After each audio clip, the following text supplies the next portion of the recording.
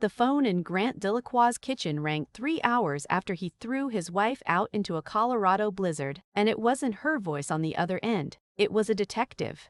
She told him his wife was lying in a hospital bed with a gash above her eye, and that a gray pickup truck had been seen speeding away from the road where she fell. Grant would walk into that hospital room expecting to find a liar. Instead, he would find a truth he had spent 22 years refusing to see coming.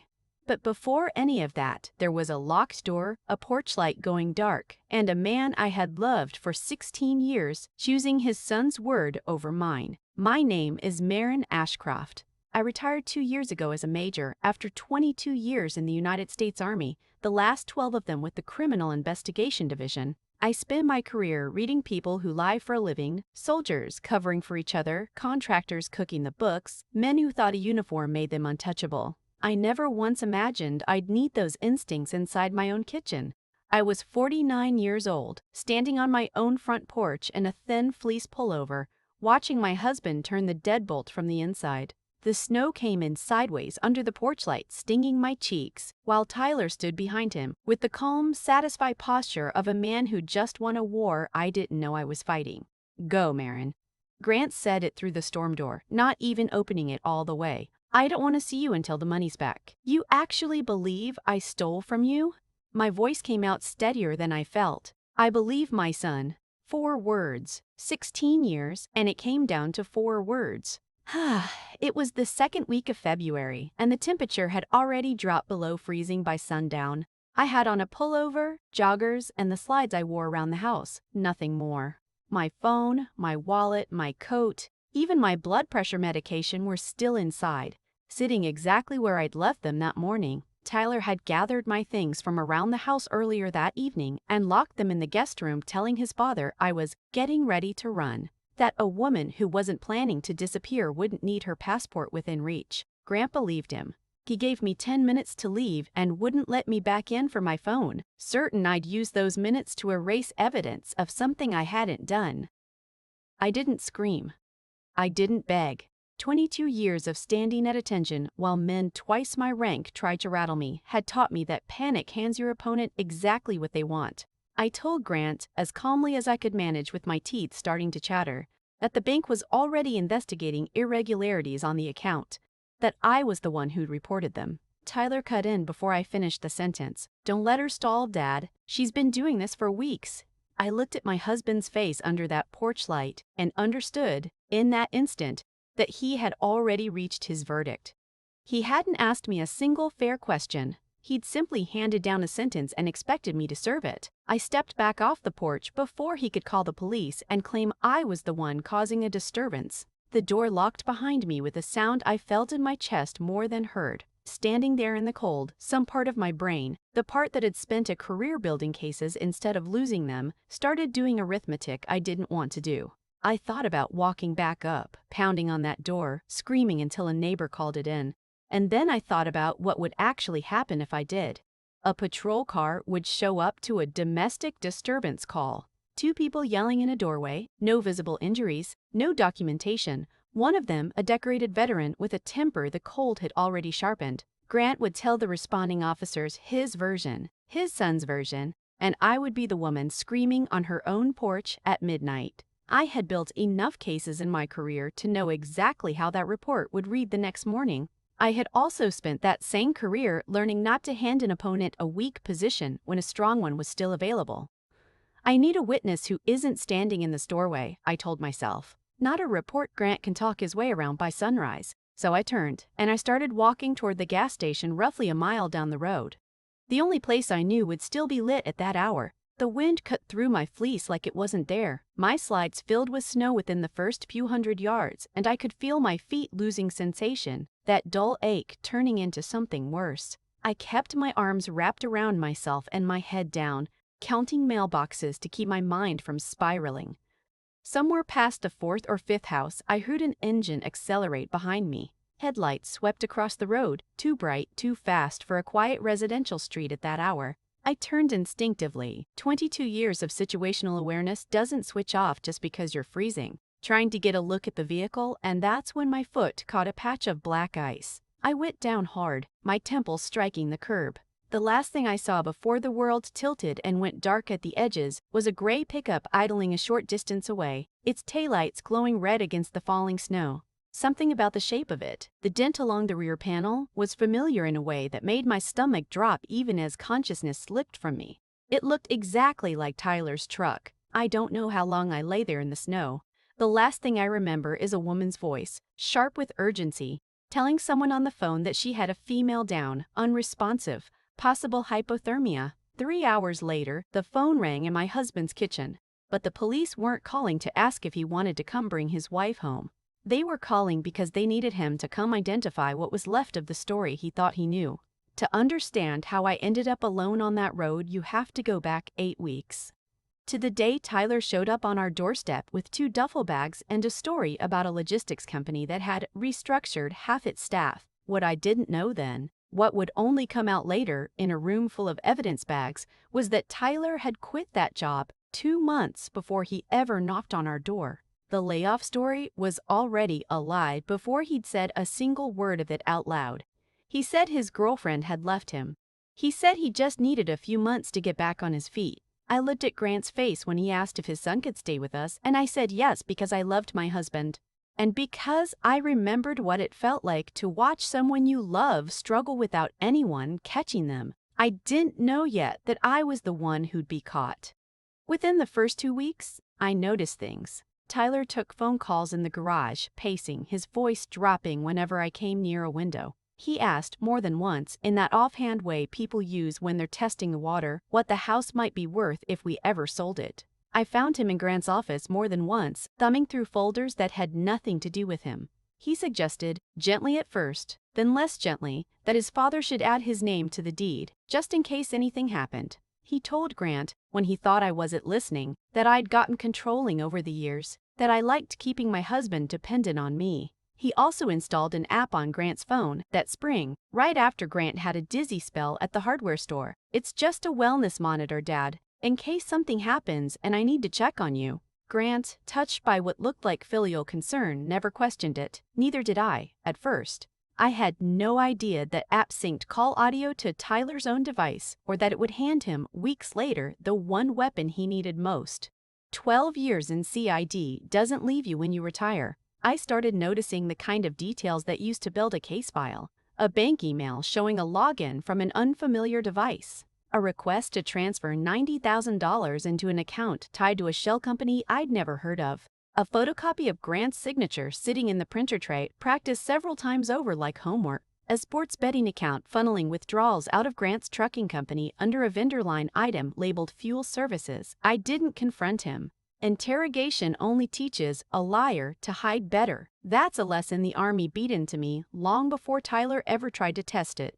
Instead, I quietly reported the irregularities to the bank's fraud division. I photographed the device history before it could be wiped. I called Sandra Vasquez, a woman I'd worked alongside on a joint task force years earlier, back when she still wore the same uniform I did, and asked her off the record what I should be documenting. I drove copies of everything to Diane Coleman, my attorney, a former JAG officer who'd left the service the same year I made Major, and asked her to keep the investigation quiet so Tyler wouldn't get a chance to destroy what I'd found. What I hadn't accounted for was how quickly he'd noticed me watching. Tyler realized I was building something against him, and rather than run, he decided to get ahead of it. He built his own story, and he built it well. He created a fake email made to look like it came from me and sent it to a local real estate broker inquiring about a quick sale. He printed up a draft contract with my name typed at the bottom. He took a screenshot of the pending transfer request and cropped it so it looked like a completed transaction rather than what it actually was, a request still frozen in the bank's verification queue. He took his father's retirement watch, a gift from Grant's own dad, out of the box in my dresser drawer, a watch I'd sent out for repair 3 weeks earlier, with a receipt sitting in my office desk to prove it, and left the empty case behind for Grant to find. The worst of it was the recording. I'd had a phone call with Diane about setting up a clear medical power of attorney in case Grant ever had another dizzy spell like the one that sent him to urgent care that spring. What I'd actually said was, if Grant becomes unable to make decisions for himself because of a stroke, we need a clear medical power of attorney in place. Tyler ran it through some kind of editing software and cut it down to 11 words. Grant will no longer have the right to decide. We need power of attorney. Stripped of context, it sounded like a woman plotting to take control of her husband's life. Tyler took that lie to his father in pieces, never all at once, always at moments when Grant was tired or vulnerable. "I don't want to break up your marriage, Dad," he'd say, soft and reluctant, like a son forced into an unwanted role. "But maybe she's been planning to leave for a while now." He knew exactly which wound to press. Grant's first wife had drained a joint account and vanished with another man years before I ever entered the picture, and Grant had never fully healed from missing the signs. Tyler used that old scar like a lever. "You didn't see it coming last time," he told his father one night when I was upstairs and couldn't hear the exact words, only the tone. "I just don't want it to happen again." There is a part of the story I didn't fully understand until much later. Not the mechanics of the fraud, but the man standing behind it, choosing to believe it. Grant Delacroix built his trucking company from a single leased rig after his first marriage ended. He raised Tyler through the worst of that divorce, mostly by accident, working 80-hour weeks, handing his son over to sitters and relatives while he rebuilt his life brick by brick. By the time Tyler was a teenager, Grant had a business, a new marriage, a decorated wife with a chest full of ribbons he sometimes joked he couldn't compete with, and a son he'd never quite finished raising. I think, somewhere underneath all of it, Grant knew Tyler's story didn't add up. I think some part of him heard the gaps in it the same way I did. But believing Tyler gave him something he'd never let himself have, a chance to finally be the father who showed up, who chose his son without hesitation, who didn't let his own comfort get in the way this time. He wasn't just believing a liar. He was trying to rewrite 20 years of guilt in a single act of loyalty. That doesn't excuse what he did to me, but it explains it. A man can absorb evidence of someone else's crime far more easily than he can absorb the idea that fixing one mistake meant making a much bigger one. The night it all came to a head, Tyler laid the folder out on our kitchen table like a prosecutor presenting a closing argument. Grant confronted me, but he wouldn't let me see the full contents, only the pieces Tyler wanted him to see. I tried to explain that I was the one who'd reported the bank activity in the first place. Tyler didn't miss a beat. Of course she'd say that. The person who gets caught always claims to be the one who found it. Grant asked about the sale contract.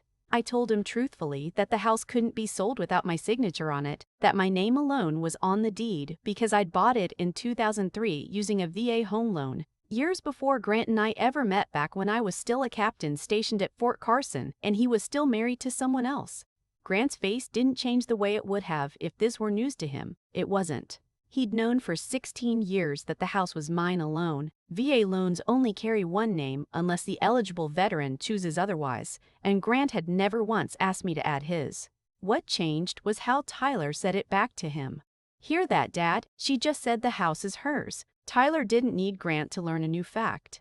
He only needed to hand an old fact anew. Uglier, meaning, turn "my wife owns our home" into "my wife has been keeping something from me." And watch his father's face rearrange 16 years of trust into something that looked like betrayal. I tried to remind him of the timeline, that we discussed the deed a dozen times over the years, that it had nothing to do with distrust. He wasn't hearing me anymore.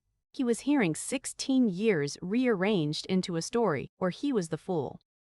What stays with me most, thinking back on that kitchen table, isn't Grant's face. It's Tyler's, in the half-second before his father turned to look at him for confirmation. Not anger, fear. I understood it clearly only after I was already lying in the snow. Tyler hadn't simply wanted me out of the house that night. He needed me away from my phone and my laptop before whatever he had planned next could unfold without interference. The woman who found me was named Dolores Whitman, a 64-year-old retired Army nurse driving home from her sister's house when her headlights caught something dark against the white shoulder of the road.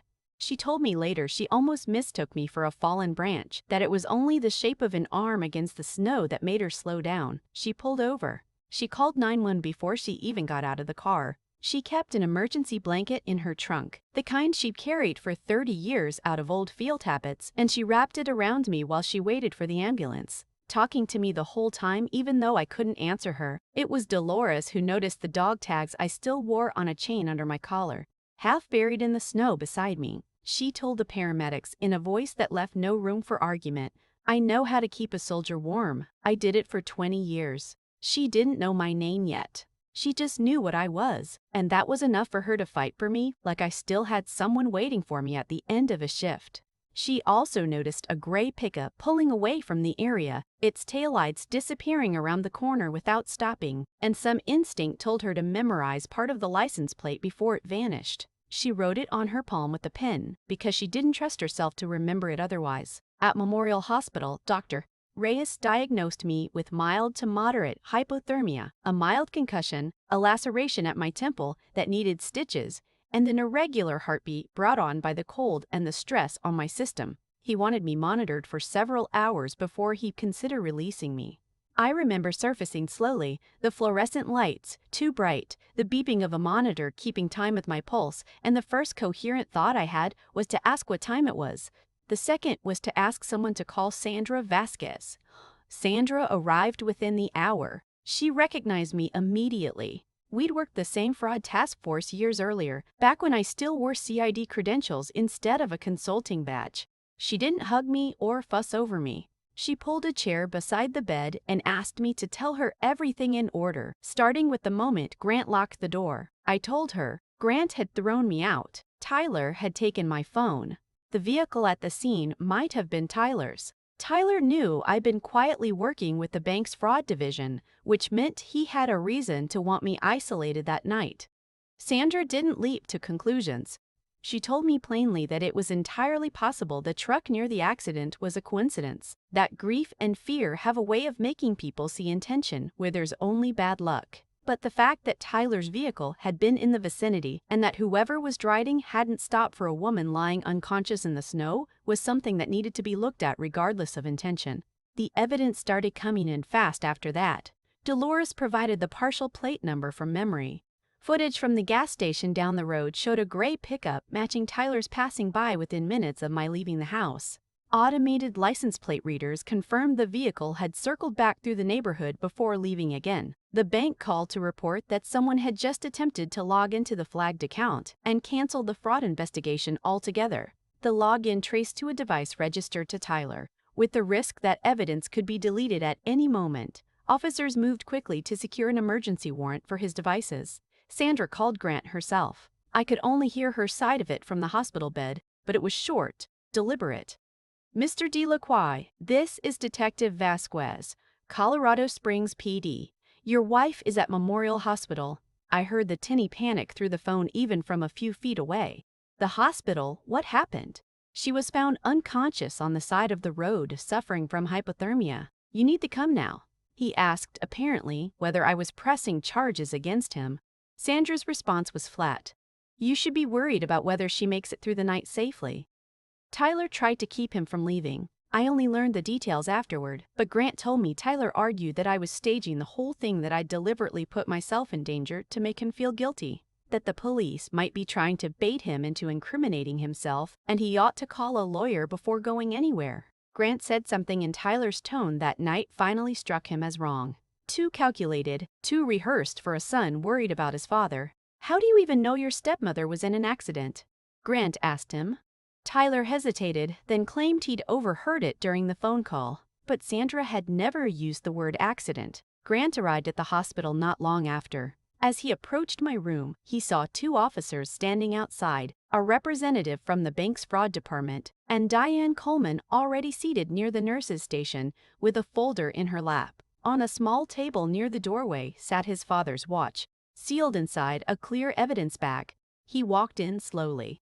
He looked at me, the white bandage at my temple, my skin still pale from the cold, the IV taped to the back of my hand, and something in his face cracked open. Then Sandra stepped forward and placed a printed still frame from the gas station camera on the table in front of him. Grant looked down at the image, at the driver behind the wheel of the gray pickup. His face went the color of the snow outside the window. No, he said, so quietly I almost didn't hear it. This can't be happening. He stood frozen in the doorway for what felt like a full minute before he made himself walk toward the bed. I watched him take inventory of me the way you'd survey damage after a storm. The bandage at my temple, the pallor in my skin, the plastic hospital bag on the chair holding my soaked, ruined pullover. He noticed my feet last, the faint frost nip along my toes, and something in his expression buckled when he understood what that meant. He had sent me out into a blizzard without a coat, without shoes fit for weather, without so much as my phone to call for help. Maren, he said. I didn't know. You knew it was snowing. I kept my voice even. There was no use raising it. Some truths land harder when they're spoken quietly. Sandra stepped closer and held up the printed still frame again, walking Grant through what it actually showed. Tyler's truck near the spot where I'd fallen. Time-stamped only minutes after I'd left the house. She was careful, professional, unwilling to overstate what the photo could and couldn't prove. It didn't show intent. It didn't prove he'd meant to run me off the road. But it proved he'd been there. It proved he'd been there. It proved he'd seen me. It proved he hadn't stopped, hadn't called for help, and had gone home afterward and told his father he'd never left the living room. Grant shook his head almost reflexively. Tyler was home with me. Sandra laid out the plate reader data beside the photograph, the timestamps lining up like a ledger that left no room for argument. I watched my husband's certainty crack in real time, watched him arrive slowly and against everything he wanted to believe, at the same conclusion he'd spoken in the doorway. No, he said again. This can't be happening. Then Diane took her turn. She explained, in the calm, unhurried tone she must have used in 100 courtrooms, that I'd sent Grant's father's watch out for repair 3 weeks prior. She had the receipts. The jewelry shop had security footage of the drop-off, time-stamped and dated with my signature on the intake form. Tyler, she explained, had gone to the shop afterward and picked it up under false pretenses, claiming to be retrieving it on his father's behalf. He'd left the empty box in my drawer for someone to find at exactly the right moment. Officers had since located the watch itself, hidden in a compartment beneath the driver's seat of Tyler's truck. I watched something shift behind Grant's eyes. The folder Tyler built wasn't evidence. It was a stage set. The bank's fraud representative spoke next, laying out the transaction Tyler had used as his centerpiece. I hadn't withdrawn $90,000. I'd reported the suspicious request myself, days before Grant ever saw a printed screenshot. The transfer had originated from Grant's old tablet, a device he rarely used anymore.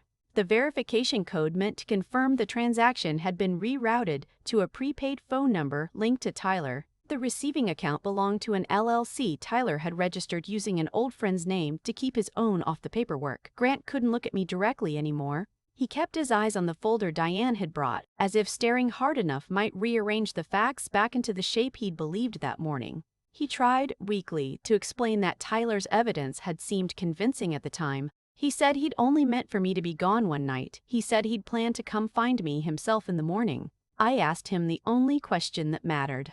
You turned off the porch light while I was still standing on it. Where exactly did you think I was supposed to go? He didn't have an answer for that. I hadn't expected one. I want to be honest about something here, because I think it matters more than the drama of the reveal itself. I didn't forgive him in that hospital room. I didn't feel a wave of relief wash the anger away just because the truth had finally surfaced. Tyler built the lie, yes, but it was Grant's hand on the deadbolt. It was Grant who chose not to ask me a single question before passing judgment. Tyler built the lie, I said without raising my voice, but you're the one who opened the door and pushed me out into it. He had no response to that either. Some silences say more than any apology could. Sandra's phone rang before the moment could stretch any further. She stepped a few feet away to take the call, her expression sharpening as she listened. When she came back, she told us the search team had gone through Tyler's room at the house. What they found went beyond anything any of us had expected. A copy of the deed to our house, my name circled in pen like a problem to be solved. Sheets of paper covered in Grant's signature, practiced over and over until it was nearly convincing. A drafted contract transferring ownership of the house into Tyler's name.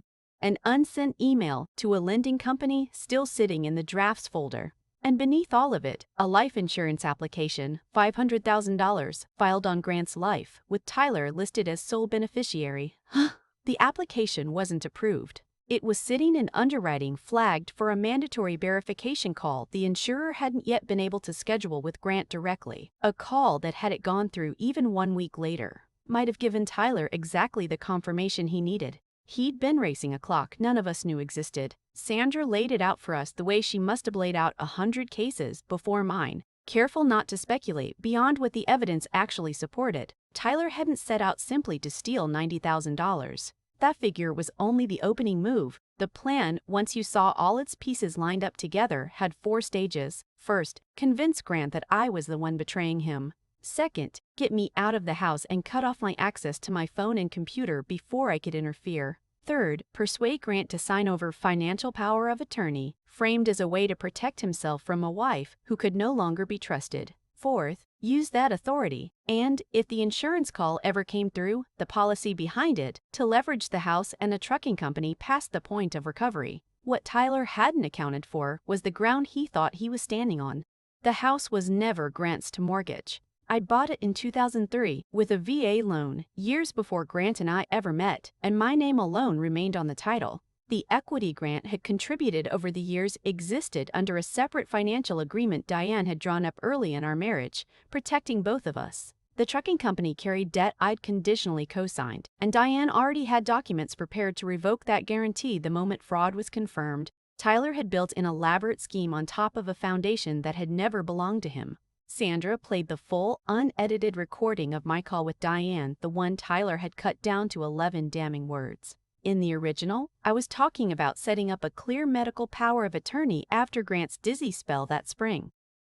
"I want Grant to keep making his own decisions for as long as possible," my recorded voice said. "The power of attorney should only take effect if he loses the capacity to think clearly for himself." Tyler had sliced off the first half entirely, leaving only a sentence that sounded like a woman scheming to strip her husband of his rights. Hearing the full version played back in my own voice in that sterile hospital room was its own kind of vindication. It didn't feel like triumph. It felt like exhaustion. The financial picture that emerged from the search was staggering. Tyler owed more than $160,000 spread across 3 private lenders who didn't extend the kind of patience banks did. He'd used the trucking company's paperwork as collateral without Grant's knowledge. One lender had given him 10 days to produce $60,000 or face consequences he clearly didn't want to describe to police. There was resentment tangled up in the desperation, too. 4 months earlier, I'd refused to hand him cash to cover a gambling debt. I told him calmly that I'd pay for treatment, for a real program, but I wouldn't fund the habit itself. "I'll pay for you to get help," I'd said. "I won't pay for you to keep betting." He told his father afterward that I hated him, that I wanted him gone from the family entirely. It wasn't true, but it was useful, and Tyler had never been shy about using whatever was useful. Sitting in that hospital bed, I found myself walking Grant back through years of warning signs he'd chosen to explain away. Tyler taking his father's credit card without asking, lying about finishing his degree, borrowing money from an aunt and then denying it to her face. A DUI that Grant quietly paid to settle rather than let his son face any real consequence. "You didn't protect Tyler," I told him. "You taught him that every consequence could be paid off by his father." I watched that land harder than anything else I'd said all night, harder than the forged signatures, harder than the insurance application. A man can absorb evidence of a crime more easily than he can absorb the idea that he built the person capable of committing it. I made a few decisions that night, and I said them plainly without softening them for anyone's comfort. Grant wouldn't return home while the investigation was active. He could retrieve personal items only with an officer present. Tyler was barred from any access to the property. I would begin the process of revoking my guarantee on the trucking company's fraud-tainted debts. And the marriage itself, that decision would not be made tonight under fluorescent lights with stitches still fresh in my scalp. Grant asked me quietly not to end things. "You ended my sense of safety the moment you locked that door," I told him. "Everything after that is mine to decide in my own time." Sandra stepped back into the room before he could respond, her expression tighter than I'd seen it all night. "Tyler," she said, had gone back to the house. Doorbell camera footage showed him in the garage, pouring gasoline, attempting to burn a box of documents in a metal bin. Officers were already on their way. Grant's face drained of whatever color the hospital lights had left in it. His son wasn't simply trying to erase evidence anymore. He was prepared to burn down the house itself in the same breath he'd once claimed he was only trying to protect. Officers reached the house before the fire in the garage could spread past the metal bin Tyler had been using. What they found there closed the last gaps in the case. Gasoline-torn copies of bank statements, a laptop with its screen smashed in as though he'd tried to destroy it with his bare hands, a prepaid phone. the forged contract transferring ownership of the house, threatening text messages from at least one of his lenders, the kind that made it clear his 10 days to produce $60,000 had already run out. Tyler was arrested that night. The charges that followed were serious: identity fraud, forgery, unauthorized access to financial accounts, evidence tampering, arson of property, leaving the scene of an accident. Sandra was honest with us about the accident on the road. The footage showed Tyler slowing near where I'd fallen and driving on, which supported the leaving the scene charge, but there wasn't enough to prove he deliberately tried to hurt me. I appreciated that honesty more than I can say. It would have been easy for the story to tip into something cleaner and more satisfying: Tyler as an outright attempted killer. But that wasn't what the evidence showed, and I didn't want a version of the truth stretched past what actually happened. I was released from the hospital 2 days later, still weak, still moving carefully around the stitches at my temple. Grant and I both attended Tyler's initial hearing, sitting several rows apart in a courtroom that smelled like old wood polish and nerves. Tyler looked smaller than I remembered, stripped of the composure he always wore like a second skin. He spoke to his father first, his voice pitched low, urgent. "I did all of this to protect you from her." Grant's answer came out flat: "By letting her freeze in the snow."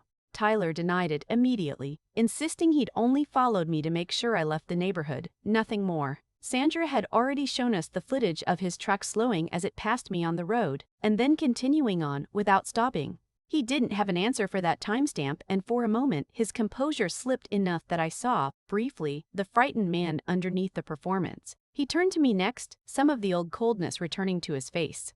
"That house was supposed to belong to this family. I was your family for 16 years, I told him. You only remembered that word when you wanted something from it." Grant faced his own reckoning in that courtroom hallway afterward. Tyler, given one last chance before being led away, begged his father for money for a lawyer. For the first time in 16 years, Grant said no. "You need to face what you did," he told his son. Tyler's composure cracked entirely then, and he turned the blame outward, accusing me of taking his father from him. Grant's response surprised me more than anything else that day. "No," he said, "you're the one who showed me the man I'd let myself become." It wasn't forgiveness, not for me, not yet, but it was the first real sign of a man beginning to take responsibility for the shape of his own choices, rather than handing the bill to someone else the way he always had. Diane spent the following weeks untangling the financial wreckage. Tyler had no legal claim to the house, that much had never been in question, but it was formally, permanently confirmed. His name was removed as a beneficiary from every account and trust connected to Grant. I bore no responsibility for the debts he'd accumulated using the company's name. The business itself would need restructuring, but Diane had shielded most of it from the forged paperwork before real damage was done.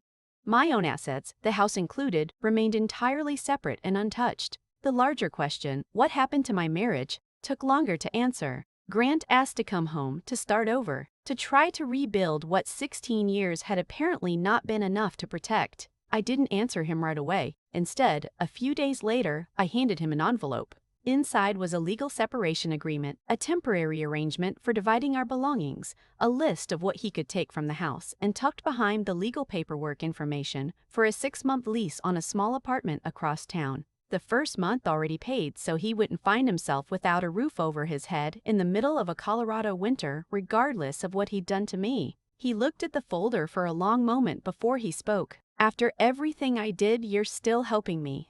"I don't want you dying out in the cold," I told him. "That's the difference between us." I meant it as a simple fact, not a performance of virtue. Some people confuse mercy with weakness. I've never believed the two were the same thing. He looked down at the separation papers again, and I watched him search for something to say that might change the outcome.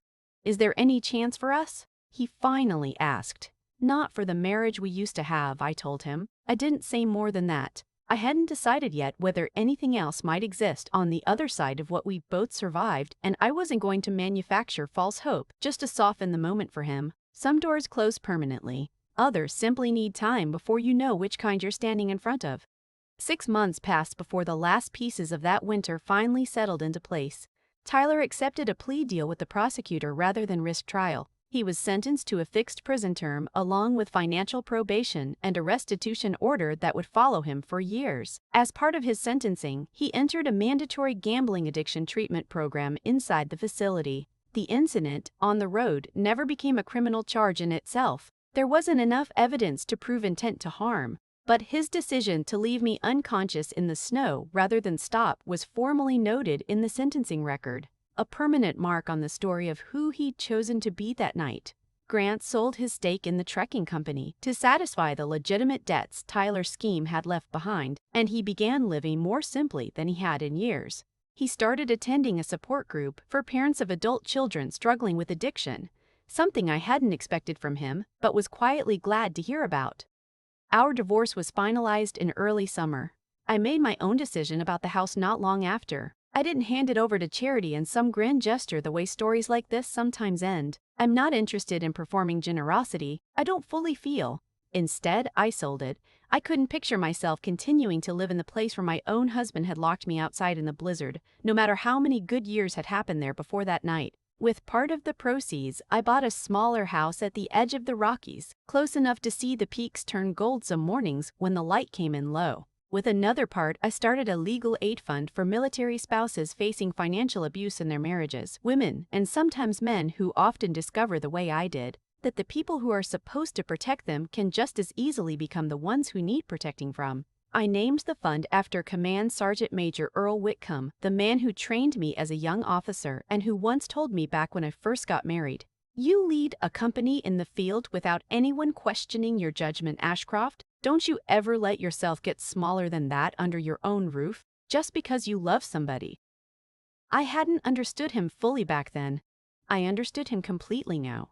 There was one more detail I insisted on for the new house, small enough that most people wouldn't think twice about it, but it mattered to me more than almost anything else I did that year.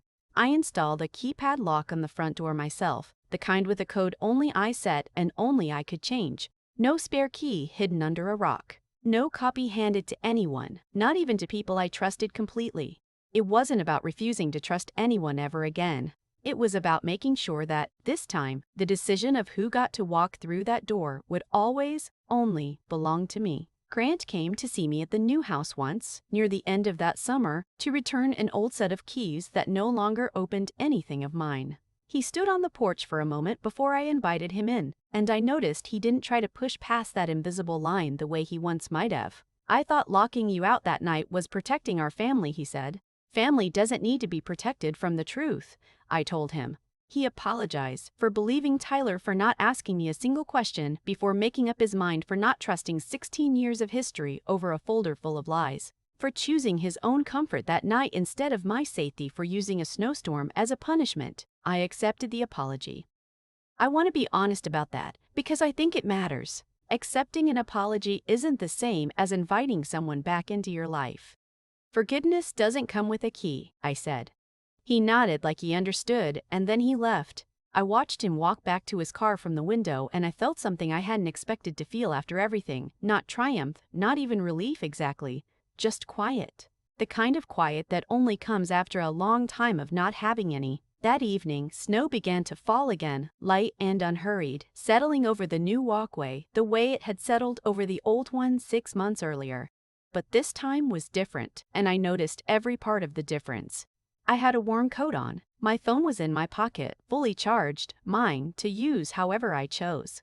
The code to my own front door lived nowhere but in my own memory. I was the one who would decide tonight and every night after whether that door stayed open or closed. Dolores Whitman, the woman who found me in the snow that night and never once asked for anything in return, came by for dinner with a few of my friends. Sandra was there too, off duty for once, laughing about a case from years ago that neither of us had thought about in a decade. I opened the door and let them in out of the cold, the sound of their laughter filling a house that had never once belonged to anyone but me. 6 months ago, a door closed behind me on the coldest night of the winter. I remember thinking, in that moment, that the sound of that lock turning was the sound of my life falling apart. I was wrong. It was the sound of a different kind of door opening. Grant believed his son's lies and put me out of my own home. It took the police, a hospital bed, and a stack of forged documents to show him the truth.